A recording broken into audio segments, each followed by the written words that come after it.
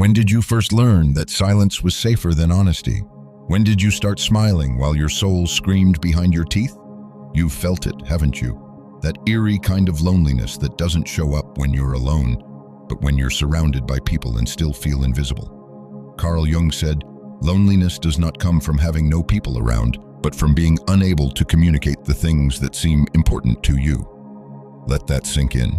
It's not the absence of company that breaks you, it's the absence of understanding. You're not craving presence, you're starving for recognition.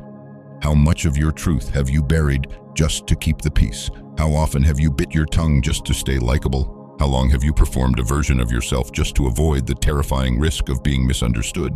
Jung called it the persona, the mask we wear to survive the world. But wear it too long, and you forget what's underneath.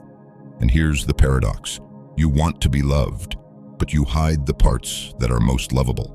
You crave to be seen, but you disappear behind your own performance. This is the loneliness no one talks about.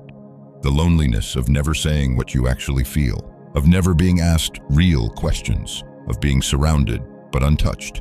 It's the pain of having a universe inside you and no one willing to visit.